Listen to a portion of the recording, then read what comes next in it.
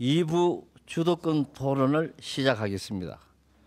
이번 주도권 토론은 별도의 정해진 주제 없이 진행하겠습니다. 일부 주도권 토론의 주제뿐 아니라 후보자 공약을 중심으로 진행해 주시면 되겠습니다. 진행은 1부와 동일하며 2부 첫 번째 주도권 토론의 순서는 박영달 후보, 권영희 후보, 최강훈 후보 순으로 진행하겠습니다.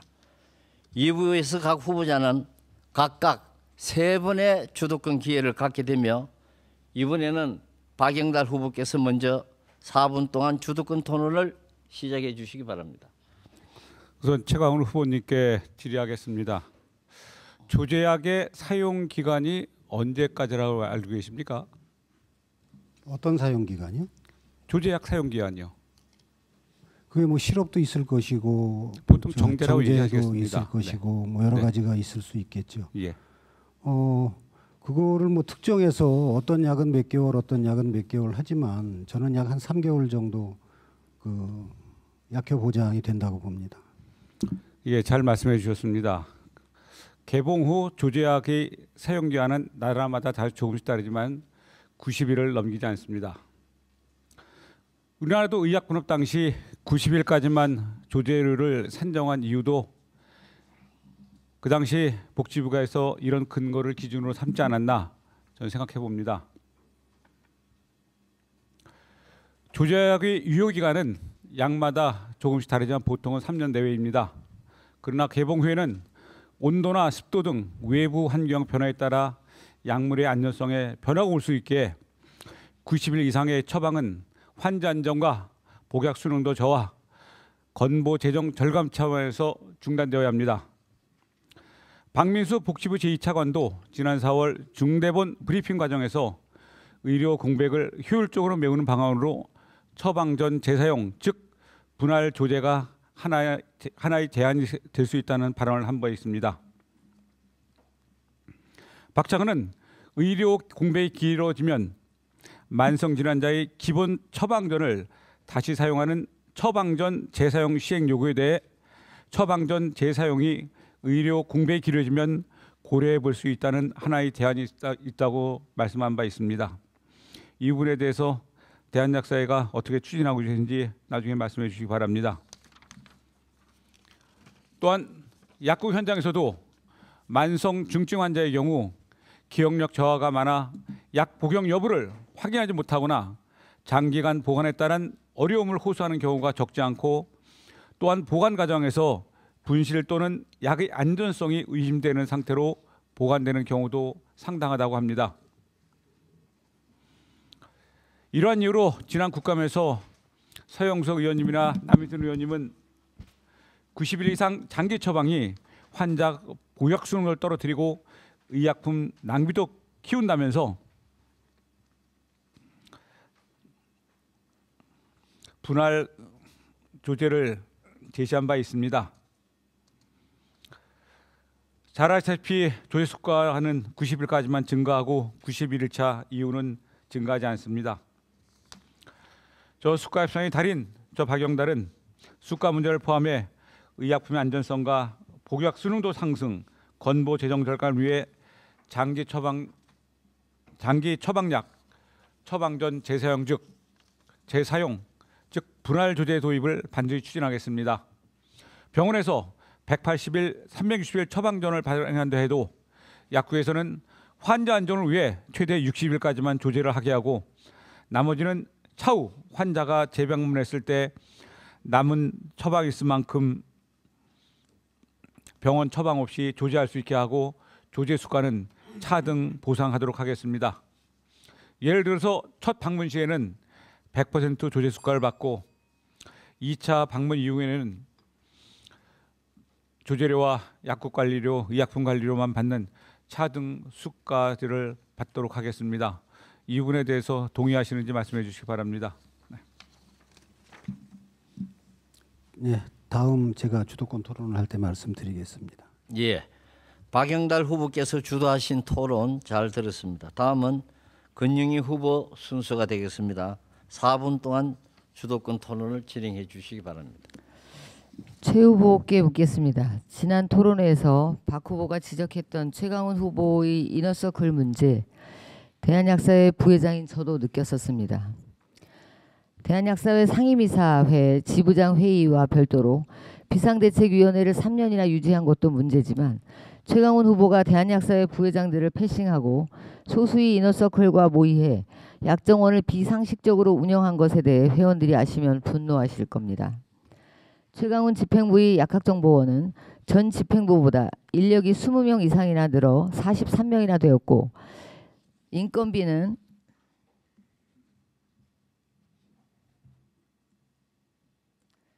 인건비는 2년간 6억이나 증가했습니다. 회의비도 2배 이상 증가하여 23년도에는 6,500만 원이나 지출했습니다. 기존에 없던 부원장 직책을 신설하고 IT 전문가도 아닌 경영학 전공자를 부원장으로 임명해 연봉 1억 5천만 원이나 지급한다는 것에 대해 논란이 있습니다.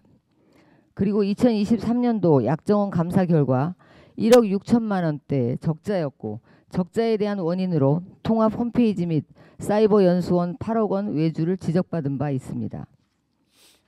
또한 8억 원은 대기업 홈페이지 수준인데 어떤 기준으로 비용을 책정한 거냐라는 논란이 있었습니다. 이처럼 최강훈 집행부의 약정원은 유달리 비용 논란이 많았습니다.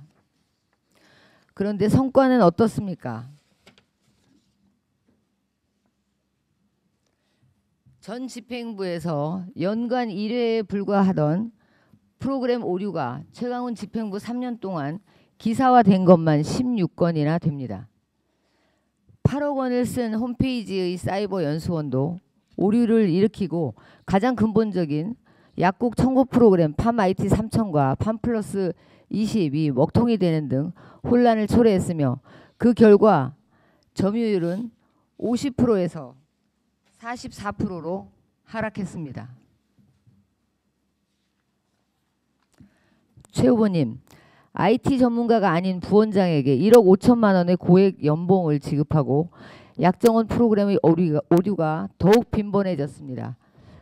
잘한 것입니까? 네. 아, 잘한 것입니까?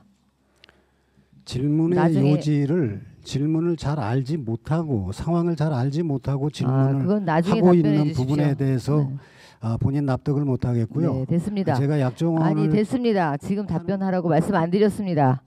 최강훈 회장은 약정원 오류 사과 당시 문제의 원인을 물리적 서버 노후화라고 했지만 전문가들은 인사참사를 원인으로 지목했습니다.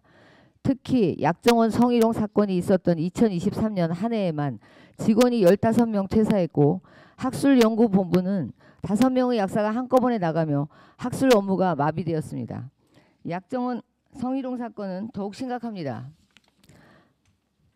가해자인 B 실장은 피해자 A 씨에게 쉐어하우스를 하자 나를 씻겨주겠냐며 성희롱 발언을 했습니다. 이 사건은 약정원 이사장인 최강훈 후보에게 보고되었지만 가해자는 감봉 3개월이라는 미온적 징계만 받고 피해자는 부서 이동을 강요받고 결국 퇴사했습니다. 최강훈 후보의 성희롱 피해자와 가해자를 같은 공간에 두는 등 후속의 조치는 정말 참담합니다. 인사참사는 이뿐만이 아닙니다. 3년 전에 선거에 도움을 받고 약주모 약사들에게 자리를 약속하고 단임하겠다고 한 뒤 토사구팽했습니다. 약속을 지켰다고 생각하십니까? 예. 권영희 후보께서 주도하신 토론 잘 들었습니다. 다음은 최강훈 후보 순서입니다. 4분 동안 주도권 토론을 진행해 주시기 바랍니다. 주도권 토론을 하는 것보다 답변을 하려니까 이게 답변에 너무 바쁩니다. 좀 근거를 가지고 근거 있는 얘기를 하면서 토론을 했으면 좋겠습니다. 판넬 많이 갖고 오셔가지고 이렇게 주시는데 제가 그 중에서 한 가지만 이렇게 판넬로 저도 얘기를 해드리겠습니다. 점유율이 50%에서 44%로 떨어졌다라고 이렇게 그 얘기를 하셨습니다. 현재 우리 PM2000, PM 플러스 20 약정원의 프로그램을 쓰는 점유율은 정확하게 심평원 저깁니다. 심평원 기준으로 46.17%입니다. 예. 2021년 기준입니다. 2024년이 44%라는 겁니다. 회장님이 그렇게 약정원을 잘 모르시니까 우리 지금 큰 자산이 우리 약사회의 큰 자산인 약정원이 이렇게 망해가고 있는 겁니다.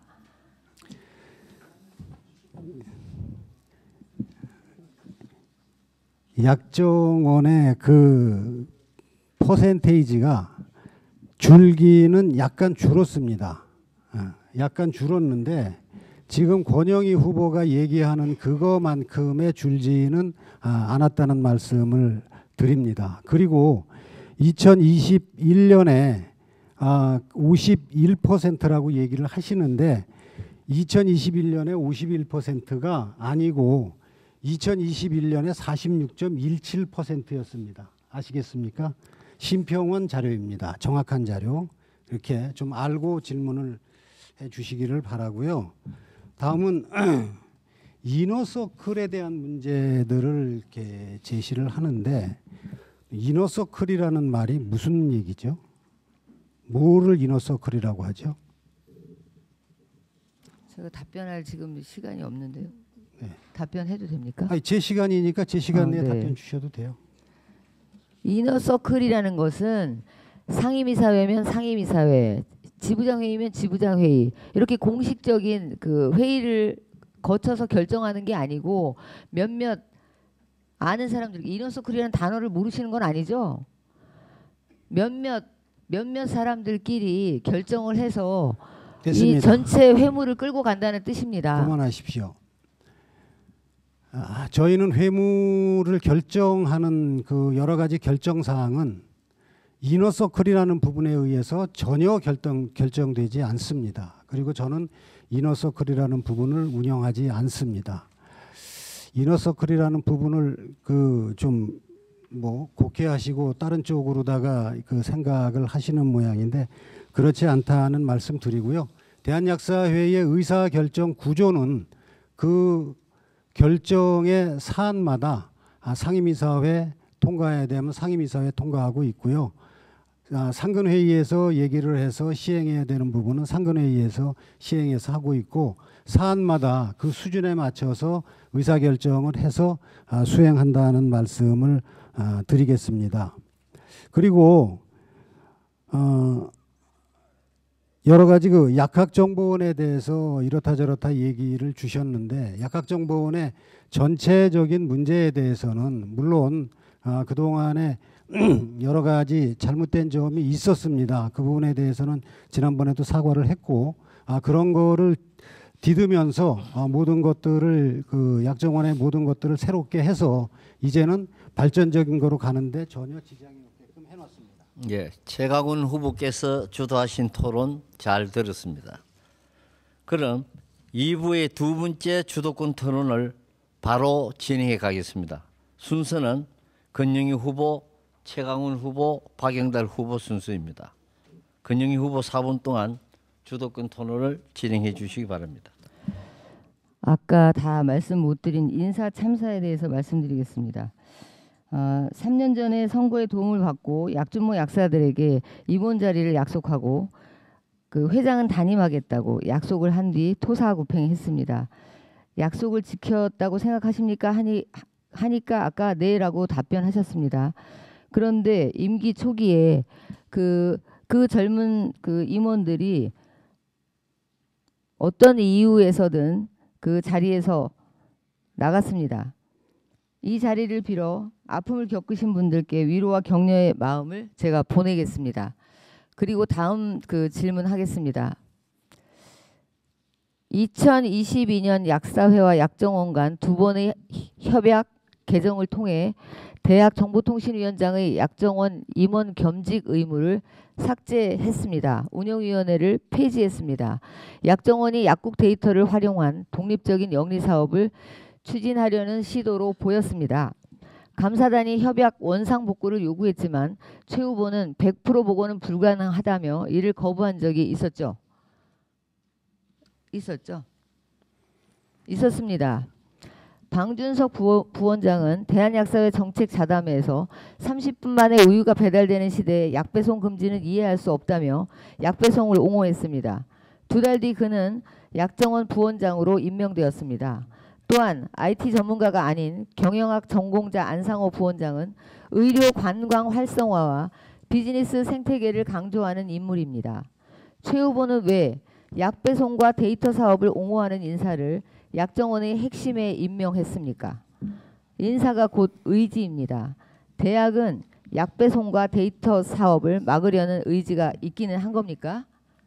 실제로 2023년 5월 약정원은 약사회 임원이 배제된 상태에서 원산협과 비공식 회동을 가져서 민감한 시기에 왜 비밀 회동이냐 의심스럽다는 언론의 보도가 있었고 그 직후에 PPDS를 시연했습니다. PPDS는 원산협 3대 이사사 중 2곳 굿닥 솔닥과 연동되어 사설 플랫폼에 물꼬를 텄다는 비판을 받고 있습니다. 2024년에는 2년간 지속된 적자 운영과 팜 3천 등에 집중해 줄 것을 감사단이 지적했음에도 불구하고 4억 원을 추가로 투입해 클라우드 기반 PSP 개발을 강행하며 약국 데이터를 대규모로 수집할 시스템을 준비하고 있습니다. 또한 방준석 교수가 주도한 산자부 프로젝트 약국 데이터를 활용한 플랫폼 사업을 인수했습니다. 최 후보님, 현재 팜라벨이나 팜봉투 같은 팜 3천의 부가 서비스 연동 수수료는 약정원이 가지고 있습니다. 그렇죠? 네. 만약에 차후에 약정원 PPDS를 통해 민간 플랫폼에 수수료를 받고 수익화한다라고 약정원이 말할 때 대한약사회가 막을 방법은 있습니까? 약정원은 절대로 그런 것들을 수수료 사업을 하지 않습니다. 지금 PSP를 개발하는데 약정원에서 4억을 투입했습니다. 그래서 PSP가 개발됐을 때 그거는 약정원의 것이냐 대한약사회의 것이냐고 물었었습니다. 누구의 것입니까? 한꺼번에 대답하겠습니다. 아니 빨리 대답해 주십시오. 대한약사회 것입니다. 지금 약배송과 데이터 수익 사업을 옹호하는 인사들을 부원장으로 임명하는 것에 대해서 회원들이 아시면 경악을 금치 못할 것입니다. 약정원은 우리 약사 회원들의 공익적인 자산으로 남아야 합니다. 약정원의 본질적인 역할을 회복하고 약사회 이익을 지키는 기호이번 권영희가 하겠습니다. 예, 권영희 후보께서 주도하신 토론 잘 들었습니다. 뒤이어서 최강훈 후보께서 4분 동안 주도권 토론을 해주시기 바랍니다. 약정원에 대해서 굉장히 많이 알고 계시는 것 같은데 정말 모르시는군요. 그리고 데이터 사업이라는 부분에 대해서 약정원이 데이터 사업을 한다, 데이터를 수집을 한다라는 부분을 얘기를 하시는데 우리들이 만들어가는 데이터는 우리들이 관리하는 게 맞습니다. 이 데이터를 다른 쪽에 주어서 어떤 일을 하게 되면 이 부분은 안 된다고 생각을 합니다. 그리고 데이터의 중요성은 날이 가면 갈수록 굉장히 커지고 있습니다. 이 커지는 이 데이터는 우리 약사들의 재산이고 더 쉽게 얘기하면 돈일 수도 있습니다. 다음에 정보통신위원장에 대한 말씀을 하셨는데요. 제가 약정원의 정관을 개정을 했습니다. 왜 했냐 하면 약정원 정관에 운영위원회라는 부분이 있었습니다. 이 운영위원회는 거기서 많은 것들을 결정을 하고 논의를 하고 했던 기구입니다. 근데 제 생각에는 운영위원회를 두는 것보다 이 운영위원회를 세분을 해서 책임, 권한 등을 분명하게 하는 게 좋다고 생각을 했습니다. 그래서 이 운영위원회를 개정을 하기 위해서 정관 개정을 했고요.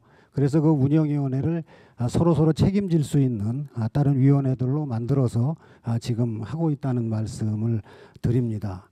그리고 정보통신 위원장의 위상이 작아졌다라고 이렇게 얘기를 하십니다. 절대 정보통신위원장은 그렇지 않습니다. 저희 그전에 정보통신위원장은 약학정보원에 모든 것들을 관할한다라는 이런 말이 들어가 있었습니다.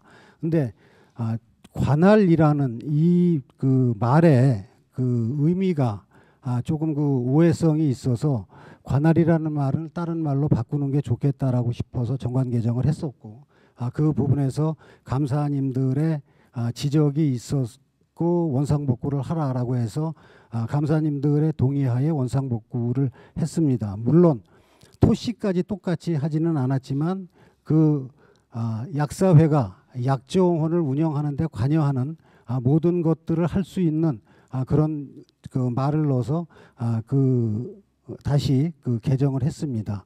그래서 지금도 우리 대한약사회의 정보통신위원장은 약학정보원 내에서 여러 가지 역할을 맡고 있습니다. 우선 약학정보원의 의사를 결정하는 의사결정기구인 상임이사회의 당연직 이사로 들어가 있습니다. 그리고 약학정보원의 부원장직을 맡아서 맡은 분야의 일을 하고 있습니다. 그리고 약학정보원과 대한약사회의 많은 사항을 연결하고 결정을 지어야 될 게 있으면 결정을 짓는 일들을 하고 있습니다. 그 다음에 인사참사라고 얘기하면서 토사구팽이라는 얘기를 썼습니다. 물론 젊은 분들의 영입을 위해서 그 제야단체의 젊은 분들을 임원진에 많이 영입을 했습니다. 그 중에 소수 일부는 저희하고 끝까지 같이 하지 못하고 중간에 그만두셨습니다. 하지만 남아있는 대부분의 제야에 오신 분들은 굉장히 우리 대한약사회 그리고 약사사회를 위해서 굉장히 열심히 일하고 계시고 많은 성과를 내고 있다고 자부하고 있습니다. 그래서 이걸 인사참사라고 이렇게 얘기하는 부분은 언어 도단이라고 생각을 하고 저는 그 많은 젊은 분들이 열심히 잘하고 있다고 생각합니다. 예, 최강훈 후보께서 주도하신 토론 잘 들었습니다. 다음은 박영달 후보께서 4분 동안 주도권 토론을 이어주시기 바랍니다. 예, 최강훈 후보님께 다시 한번 질문드리겠습니다. 제가 그 요즘 회원 약국을 방문하다 보면 회원 약국 중에서 많이 하는 얘기가 뭐냐면 카운터 없애달라, 남매 좀 잡아달라 그런 얘기를 많이 합니다. 얼마 전에 강남에 있는 모 약국을 들어갔더니 떡하니 카운터 둘이 상담하고 있습니다.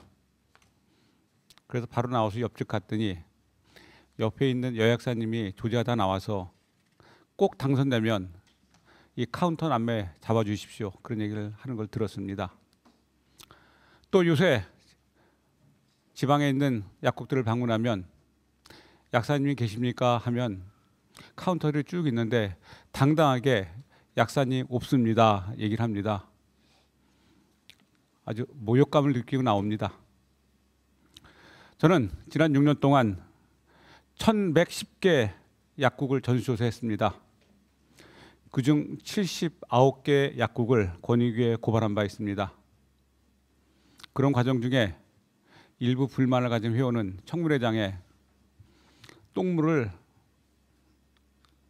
한 바켓을 퍼가져와서 청문회장에 확 뿌려버리고 심한 욕설도 한 적이 있습니다. 결국은 그 약국 카운터 척결시켰습니다. 이제 카운터 척결 사업은 전국적으로 확대되어야 합니다. 저 박영달 그동안 많은 협박과 회유 있었지만은 해냈습니다. 저 당선된다면 전국적인 카운터 척결 사업 하겠습니다. 두 번째, 남매입니다. 저는 남매를 이렇게 해결할까 생각하고 있습니다. 일반의 약품도 보험급여 대상인 전문의 약품처럼 약가 재평가에 의한 시장 종결가 제도를 도입하겠습니다. 시장에서 형성된 최저 판매 가격을 일반 약품 판매 가격으로 공식화하는 제도를 만들면 국회나 국민도 찬성할 겁니다.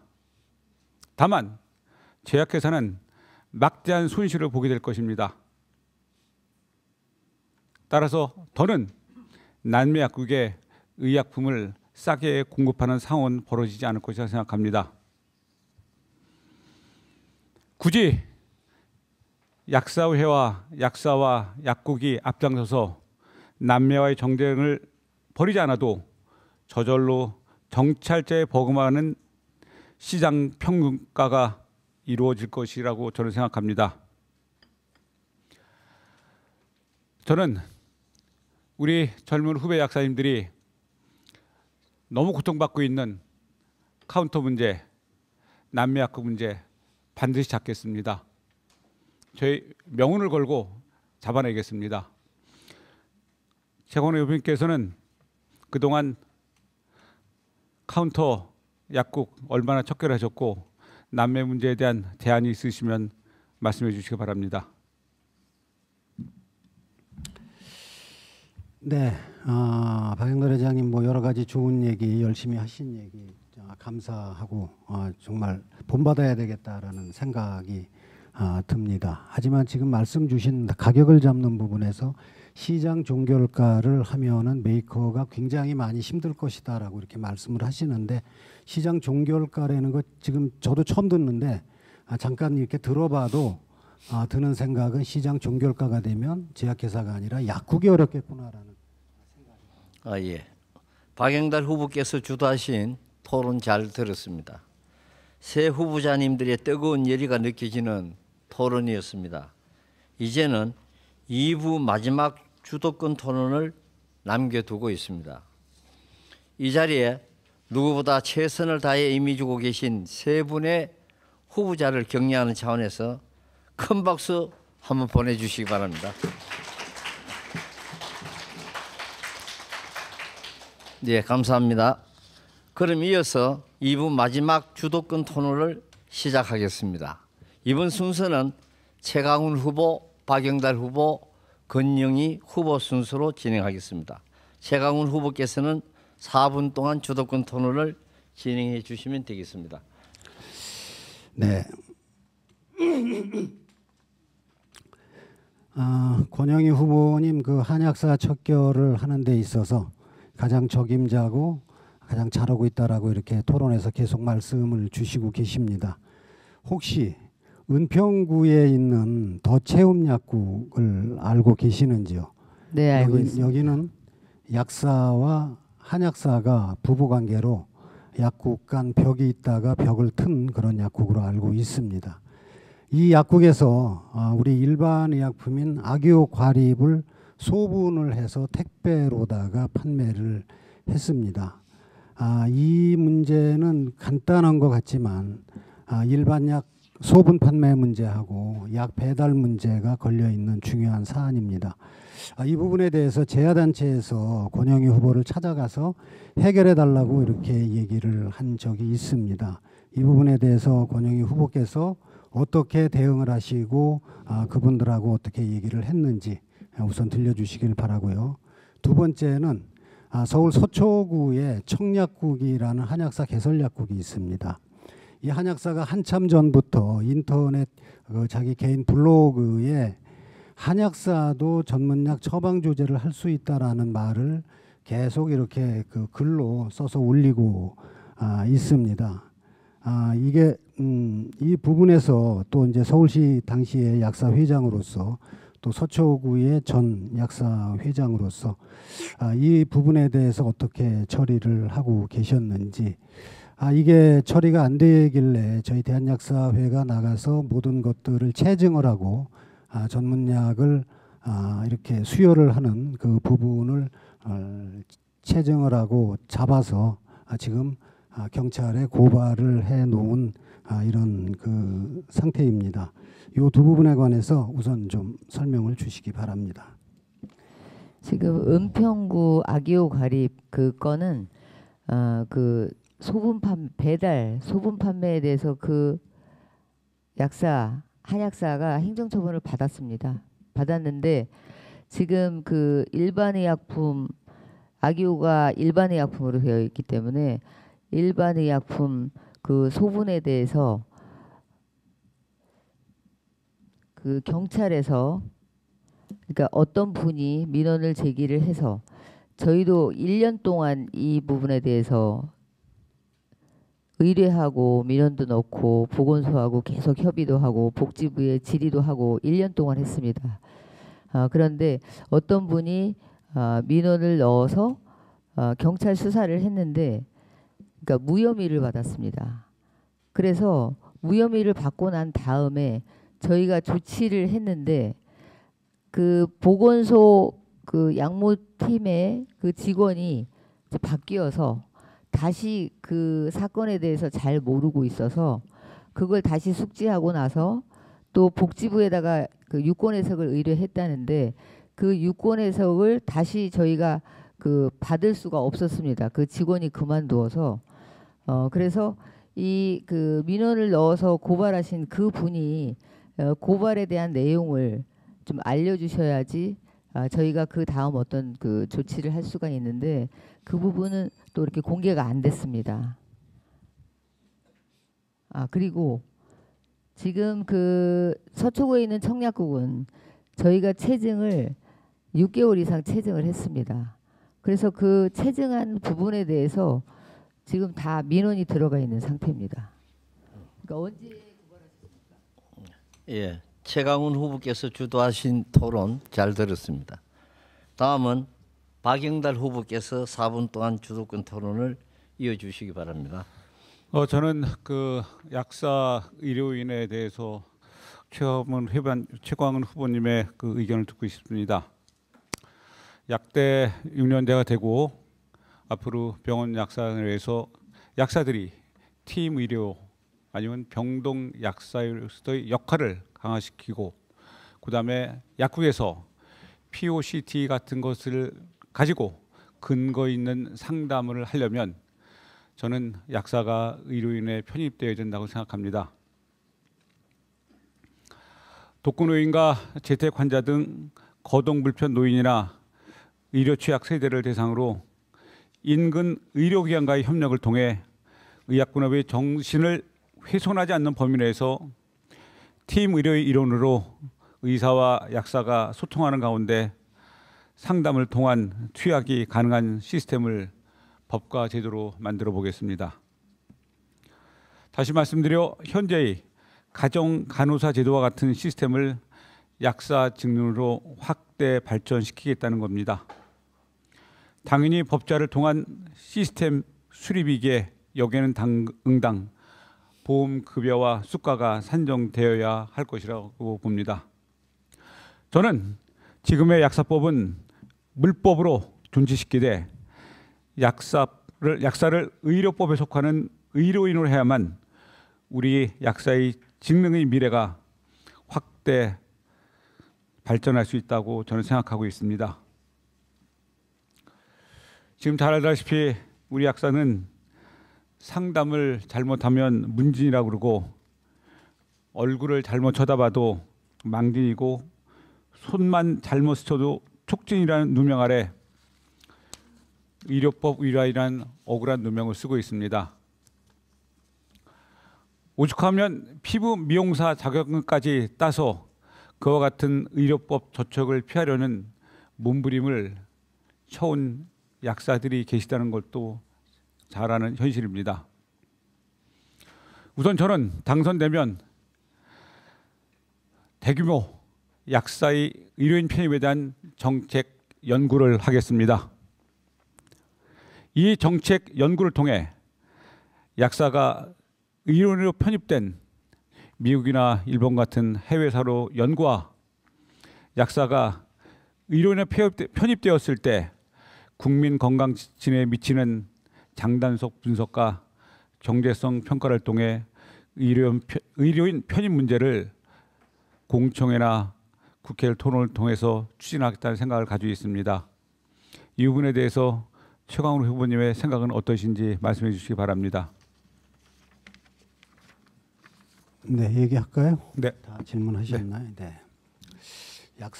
우리 약사 선생님들의 의료인 편입이라는 부분은 굉장히 신중하게 이렇게 고려를 해봐야 될 사안입니다. 그리고 약사가 의료인에 포함이 안 돼 있어서 지금 팀 의료를 펼치지 못하는 부분은 아닙니다. 현재 서울에 있는 빅5 병원 중에서 상당수의 병원은 약사들과 의사들이 팀 의료를 진행을 하고 있습니다. 심지어 회진을 할 때 같이 하기도 합니다. 네, 이런 거기까지. 부분을 네. 네. 저는 이제 팀 의료도 말씀드렸지만은 제가 더 말씀드리는 이유는 뭐냐면 약국에서 근거 중심의 상담을 하려면 이제는 대화만 가지고 안 됩니다. 약국에서 고혈압이라든지 당뇨나 하려면 혈당, 혈압기 쓸 수 있어야 됩니다. 예, 박영달 후보께서 주도하신 토론 잘 들었습니다. 다음은 권영희 후보께서 4분 동안 주도권 토론을 이어주시기 바랍니다. 최강원 후보는 3년 전 선거에서 성분명 처방을 공약으로 내걸었습니다. 그러나 정작 당선된 후 대학의 정책 제안서에는 어디에도 성분명 처방이 없습니다.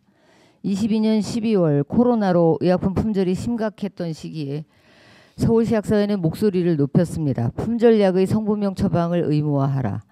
저희는 오송에 있는 식약처와 세종시 복지부 앞에서 21일간 매일 아침 집회를 열었습니다. 그때 최강원 후보는 무엇을 했습니까? 의협의 눈치를 보며 아직은 때가 아니다. 의사회와 같이 해야 될 일도 많은데 그 성분명 처방을 주장하지 말라고 했습니다. 성분명 처방에 대해 이런 방구도 없었습니다. 집회에 최강원 후보는 단 한 번도 격려하거나 모습을 드러낸 적이 없습니다. 그러나 저는 멈추지 않았습니다. 24개 분회와 정책 토론회를 통해 성분명 처방을 실현하기 위해 철저히 준비하며 이어갔습니다. 대체조제 활성화 매뉴얼을 제작, 배포하고 대체조제 활성화 강사단을 조직해서 약사 연수교육의 대체조제 활성화 강의를 진행했습니다. 품절약 성분명 처방을 연구용역 발주를 했고 김윤 후보와의 정책협약과 국회 토론회를 통해 마침내 어제 12월 3일 품절약 성분명 처방 법안을 발의했습니다. 저 권영희는 최강원 후보가 포기한 성분명 처방을 철저히 준비해 왔습니다. 국회도 시민단체도 이제는 동의합니다. 최 후보는 무엇을 했습니까? 그런데 공보물에는 성분명 처방을 가장 큰 아젠다로 제시해 놓고 있습니다. 3년 동안 대체조제 간소화 하나만 추진했음에도 불구하고 아무런 성과가 없습니다. 회원들은 최소한 DUR을 통한 사후 통보 정도는 기대했습니다. 이메일 기입 칸 추가라는 초라한 결과만 가져온 최 후보에게 3년을 더 맡길 수는 없습니다. 품절량 문제도 마찬가지입니다. 약사 회원들은 교품 게시판을 수시로 확인하고 영업사원들에게 품절약을 구해달라고 매일 호소합니다. 그러나 최 후보는 품절약 해결을 위해 무엇을 했습니까? 1년에 몇 차례 균등분배하는 것을 대책이라고 내세웠습니다. 품절약으로 인한 회원들의 고통은 그대로입니다. 저는 성분명 처방을 품절약 해결의 대안으로 제시하고 이를 실현하기 위해 철저히 준비했습니다. 앞서 말했듯이 품절약 성분명 처방을 연구용역 발주했고 김윤 후보와의 정책협약과 국회 토론회를 통해 마침내 어제 품절약 성분명 처방 법안을 발의했습니다. 이 모든 과정에서 최강원 후보는 어디에 있었습니까? 위기의 시대였다고 하지만 위기는 기회가 될 수 있었습니다. 간호사협회는 간호법을 얻었고 의협은 비대면 진료 수가 130%를 얻어갔습니다. 그러나 최강원 집행부는 이 골든타임에 성분명 처방도 대체조제 간소화도 품절약 해결도 그 어떤 성과도 없었습니다. 저는 해내겠습니다. 품절약 성분명 처방 법안 발의로 약사의 권리와 환자의 약물 안전을 지킬 수 있는 발판을 마련했습니다. 기호 2번 권영희는 앞으로도 포기하지 않고 행동하고 실천하며 약사의 직능을 확장하는 길을 열겠습니다. 끝까지 해낼 사람 기호 2번 권영희를 선택해 주십시오. 회원 여러분과 함께 끝까지 해결해 내겠습니다. 감사합니다. 이로써 1, 2부 주도권 토론 순서를 모두 마쳤습니다. 이번에는 대한약사회 출입기자단 주관의 추가 질의 시간을 갖도록 하겠습니다. 기자단의 질문 마이크를 넘기겠습니다. 네, 데일리판 김지은 기자입니다. 저는 박영달 후보님께 질문 드리겠습니다. 약정원 관련한 문제가 계속 제기가 되고 있습니다. 토론회마다. 저는 박 후보님께 이 부분에 대해서 좀 묻고 싶습니다. 최근에 진행한 기자회견에서 박 후보님께서는 약정원 청구 프로그램 연동 그 바코드 2차 바코드 날림 문제에 대해서 문제를 지적하신 바 있습니다. 이 문제와 관련해서 일각에서는 이 처방전 바코드 문제에 대해서는 과거 그 박기배 경기도약사회 집행부 당시에 경기지부가 EDB와 이제 개별적으로 협약을 맺으면서 오히려 전반적인 약사사회 바코드 표준화 실패로 가는 시발점이 됐다라는 지적도 나오는 게 사실입니다. 당시 경기도약사 대처를 두고는 뭐 2000 바코드 표준화로 가려던 그 당시 대한약사의 지침을 오히려 그 당시 경기도약사 집행부가 무시한 것 아니냐라는 비판이 제기되기도 했었는데요. 그 당시에 그 박 후보님께서는 경기도 약사의 핵심 임원이기도 하셨던 만큼 이런 지적이 나오는 부분에 대해서는 어떤 생각을 갖고 계신지 궁금합니다. 네, 말씀드리겠습니다. 그 15년 전에 박기배 그 당시 경기도 약사 회장님 했을 때 여러분들이 부회장님들이 계셨습니다. 여기 앉아 계시는 최광은 후보님께서도 부회장이셨고 지금 현재 약정 원장으로 계신 김현태 원장님도 부회장이었고 저도 그 당시 부회장이었습니다. 일개 부회장이 어떤 얘기를 한들 대한약사의 정책에 그 정도 영향을 미칠 수 없습니다. 저는 부회장입니다. 대한약사 회장도 아니 경기도약사 회장도 아니었습니다. 두 번째, 그 협약 내용은 뭐냐? 회원들에게 이 바코드 사용료 자체가 수수료가 많다고 하니 경기도약사 회원들한테 일정 부분 할인을 해주는 그런 협약이었습니다. 그 협약을 가지고 바코드 자체가 표준화가 됐다 안 됐다, 그건 언어 도단입니다. 그 정도 위치도 되지도 않았고 그 정도 영향을 미칠 그런 위치도 아니었습니다. 이상입니다.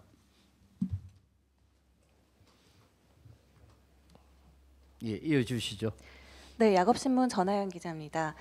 그 최 후보님 의혹과 관련한 질의를 좀 드릴게요. 그 후보님과 최 전 사무총장님의 골프 비용 등 법인카드를 좀 사적 유용했다는 의혹이 있는데요. 어떻게 생각하시는지 궁금합니다. 법인카드를 개인적으로 쓰지 않았습니다. 거기에 등장하는 골프에 관한 얘기가 나옵니다. 저는 경기도 약사회가 마약 퇴치 기금을 마련한다고 골프대회를 한다고 그랬을 때 그 골프대회에 참석을 못했습니다. 중앙대학교 동문회가 동문회 전체 골프대회를 한다고 그랬을 때도 골프대회에 참여하지 않았습니다. 전국의 시도가 각각 골프대회를 한다고 초청장이 와도 골프대회를 참여하지 않았습니다. 일정 부분 동문회에서 골프대회를 한다고 해서 한 번 간 적이 있습니다. 대한약사 회장이 그렇게 골프를 치러 다닐 만큼 시간이 한가하지 않습니다. 정말 골프 칠 시간 없습니다. 거기에서 사용된 법인카드는 사적으로 사용된 부분이 아닙니다. 공적의 성격을 띠고 또 대한약사 회장은 여러 가지 면에서 뭐 동문회를 격려하기도 하고 회원들과의 소통도 있고 여러 가지 것들을 보기 위해서 그때 한번 가서 그렇게 했고 법인카드를 사적으로 그렇게 사용하지는 않았습니다.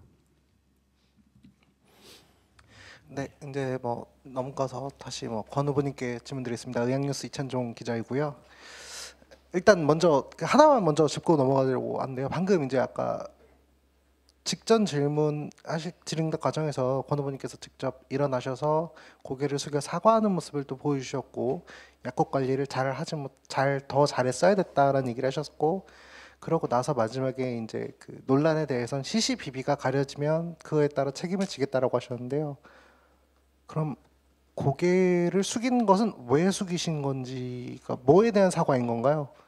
그거를 좀 정리를 한번 해주셨으면 좋겠고, 그다음에 이제 이건 다른 질문 하나 더 드릴 건데요. 그 질문 요지는 뭐냐면, 지금 예전에 이제 권 후보님께서 보도자료를 통해서 최강원 후보가 보건복지부 이중대다라고 얘기를 하셨는데, 비슷한 지적을 또 받는 부분이 또 권 후보님께서 있으시더라고요. 이제 권 후보님께서 지금 왜 계속 뭐 지적받고 있는 셀프 약국 예산이라던가 공공심해 약국 예산을 왜 그 잡음이 계속 있었는가에 대한 지적이 민주당 이중대라는 지적이 나왔기 때문이다라는 지적들이 좀 있더라고요. 실제로도 그 지난 2022년도 지방선거 과정에서도 송영길 당시 민주당 후보하고만 기자들을 초청해서 간담회를 진행했었고, 오세훈 후보랑은 뭐 기자를 초청하는 행사를 따로 진행하지 않았었고, 뭐 이외에도 건강서울 페스티벌 올해 같은 경우도 국민의힘 의원들은 아무도 참석하지 않는 등 이런 어떤 좀 다소 좀 권 후보님께서 좀 정치적으로 편향된 부분이 있는 게 아닌가에 대한 의혹들이 항상 있는데요. 이 두 부분에 대해서 일단 먼저 무엇에 대해서 사과를 하신지에 대해서 먼저 답변을 부탁드리고, 그 다음에는 민주당 이중대라는 어떤 의혹 혹은 비판에 대해서 어떻게 생각하시는지 답변 부탁드리겠습니다.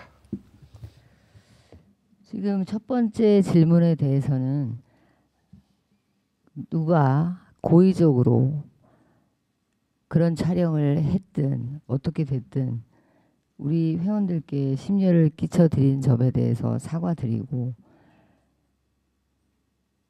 그렇게 오해가 되도록 한 부분에 대해서도 사과드립니다. 그리고 두 번째 질문에 대해서는 저는 지금 약사 회장입니다. 서울시 약사 회장. 서울시 약사 회장은 그냥 약사당입니다. 그 송영길 후보만 초대를 한 게 아니고 오세훈 후보도 초대를 했는데 오지 않았습니다. 그리고 건강서울 페스티벌에 이번에는 국회의원들이 많이 참석을 못하셨습니다.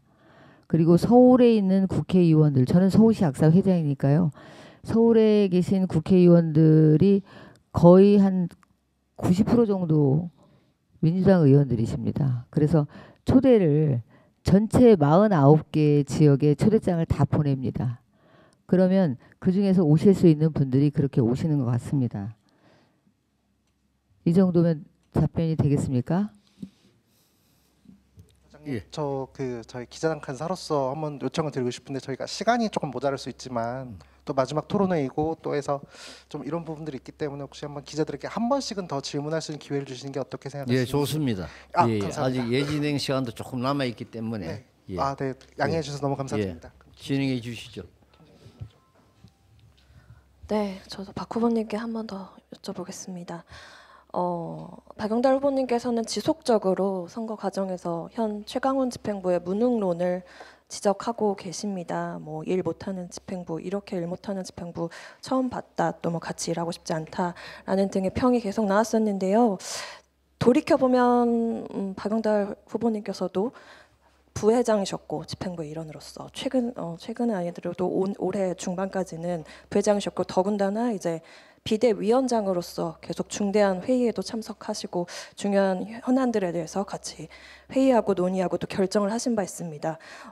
그런데 이 무능이라고 하는 부분, 그렇게 따지고 보면 조금 뭐 불성설이지 않을까라는 생각도 드는데, 후보님께서는 어떻게 생각하시나요, 이 부분에 대해서? 제가 보험 담당 부회장이고 하니까는 어떻게 얘기하면 최강훈 회장님하고 굉장히 요새 잠깐 얘기 나왔지만 이너서클 얘기 나오는 것처럼 굉장히 회무에 가서 긴한 논의가 있을 자리로 생각할 수도 있습니다. 근데 한 가지 말씀드릴게요. 역대 보험 담당 부회장은 상근입니다.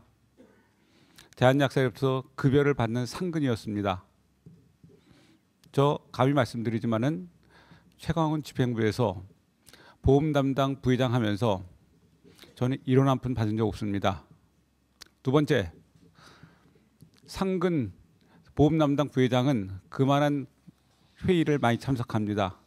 많게는 일주일에 서너 번 각종 정부에 참석합니다. 저 부회장 자리 없었습니다. 회의하러 나갈 때 실무자들하고 이방 저방 돌아다니면서 그런 수모 많이 겪었습니다. 왜냐? 나는 약사회를 위해서 일했고 내가 보험 담당 부회장으로서 내가 할 수 있는 최선의 일을 다하자, 그런 심정 가지고 일했습니다.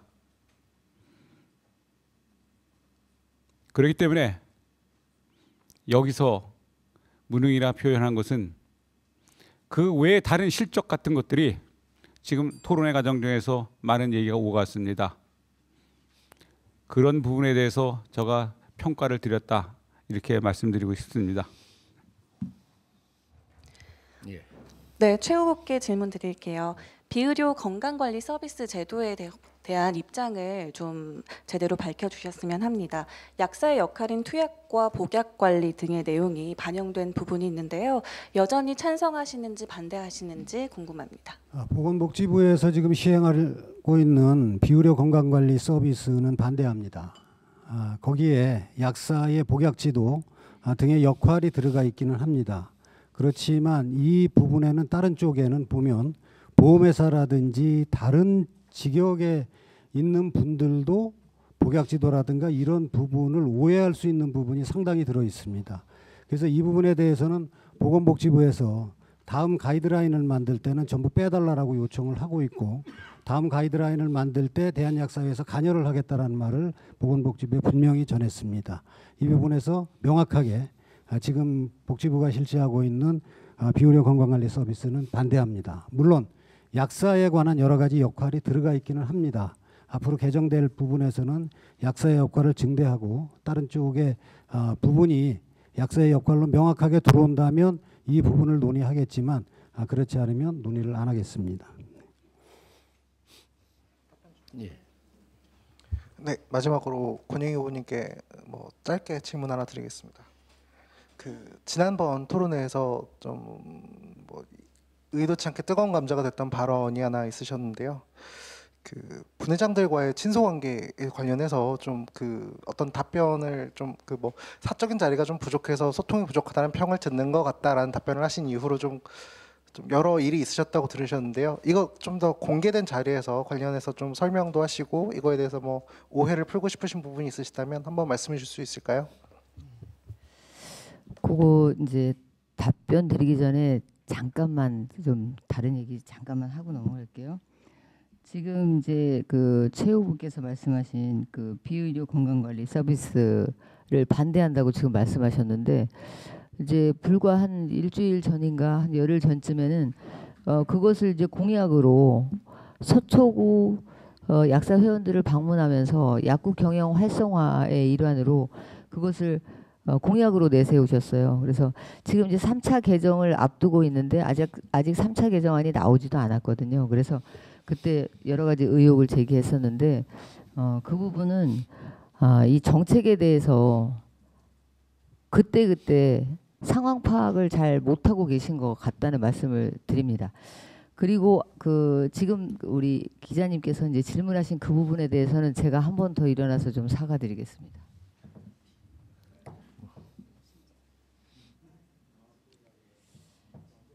제가 예상치 못한 질문이었어요.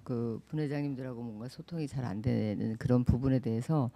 그리고 이제 시간은 막 지나가고 그래서 제가 좀 급한 마음에 뭔가 좀 말이 잘못 나왔습니다. 그래서 우리 분회장님들이 좀 많이 섭섭해 하셨거든요. 그래서 죄송하게 생각합니다.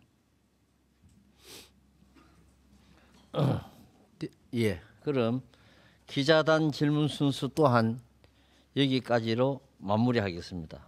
오늘도 기자단의 송곳 같은 예리한 질문이 토론장을 뜨겁게 달고 있는 것 같습니다. 모두 수고하셨습니다. 이것으로 오늘 예정한 후보자 간 모든 토론이 마쳤습니다.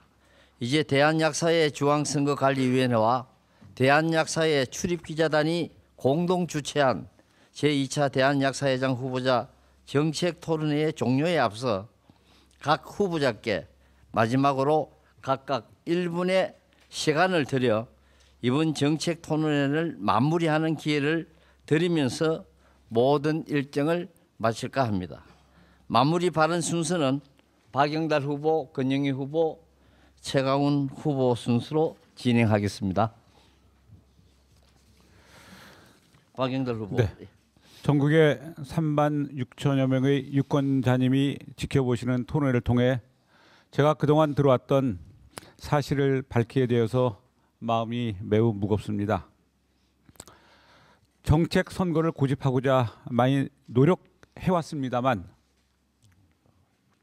약사회 선거 규정이 제 손에 너무 유리하게 되어 있어 기울어진 운동장에서 힘든 시합을 하고 있는 심정입니다.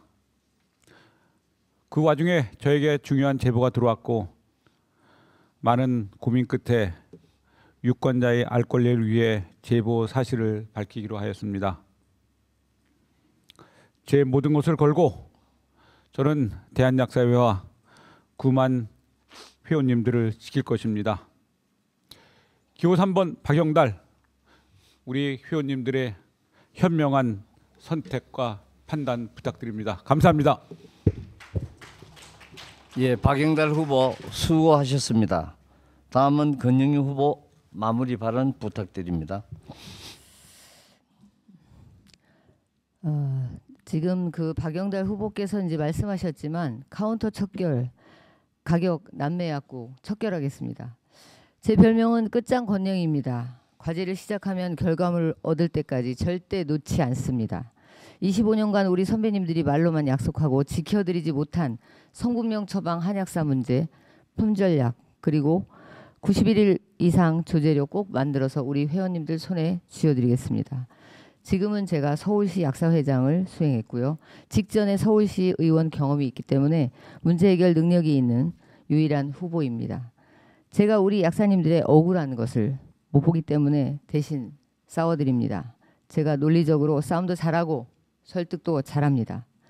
마음에 드시면 지인 약사님들께 전화 좀 해주십시오. 정책 토론회 봤는데 기호 2번 권영희가 일도 잘하고 싸움도 잘하겠더라. 그렇게 좀 전해주십시오. 행동하고 실천하는 기호 2번 권영희입니다. 감사합니다. 예, 권영희 후보 수고하셨습니다. 다음은 최강훈 후보 마무리 발언 부탁드리겠습니다. 네, 이번 선거를 보면서 대한약사회 각 지부 그리고 분회의 역할이 어떤 역할인가를 굉장히 고심하게 됐습니다. 우리 대한약사회 조직은 서울민국, 경기민국이 아닙니다. 지부장과 대한약사회장 그리고 분회장들이 함께 모여서 논의하고 토론하고 결정해서 일을 해야 합니다. 아까 시위를 갔는데 어디 있었는지 모르겠다. 상의 안 하고 혼자 갑니다. 자, 이런 일들은 앞으로 우리 대한약사회에 일어나면 안 될 것 같습니다. 자, 오늘 그 토론회를 만들어 주신 우리 대한약사회 선거관리위원회한테 감사드립니다. 그리고 기자단 분들에게도 감사드립니다. 앉아 계신 청중분들 그리고 전국에서 이 토론회를 시청하는 우리 회원님들께도 감사함을 드립니다. 그리고 후보님들 토론하느라고 수고하셨다는 말과 함께 모두 건강하시고 행복하시길 바라는 마음으로 인사드립니다. 감사합니다. 예. 최강훈 후보 수고하셨습니다. 이것으로 제41대 대한약사회장 선거를 앞두고 중앙선거관리위원회와 대한약사회 출입기자단이 공동 주최한 정책 토론회를 모두 마쳤습니다. 긴 시간 자리를 함께해 주신 세 분의 후보님과 유튜브를 통해 이 장면을 생생하게 지켜보신 유권자 회원 여러분, 그리고 열띤 질의로 각 후보님들의 발언을 검증하는 데 힘써주신 기자 여러분께 감사의 인사를 드립니다. 탈무드에 이런 말이 나옵니다. 승자는 눈을 밟아가며 길을 만들고 패자는 그저 눈이 녹기를 기다린다고 했습니다. 우리는 어떤 길을 선택해야 되겠습니까? 우리 8만 약사들이 똘똘 뭉쳐 약사대로라는 탄탄하고 넓은 길을 만들어가야 하지 않겠습니까? 이 시점에서 또 하나의 중요한 것은 참여의 중요성이라 생각합니다. 12월 10일 화요일부터 12월 12일 목요일까지 진행되는 온라인 투표에 참여하여 역대 선거 가운데 가장 높은 투표율을 기록했으면 하는 바람입니다. 8만 약사가 일치 단결하는 모습을 통해 약사 직능의 굳은 각오를 투표율을 통해 정치권과 국민께 보여줄 수 있어야 한다고 생각됩니다.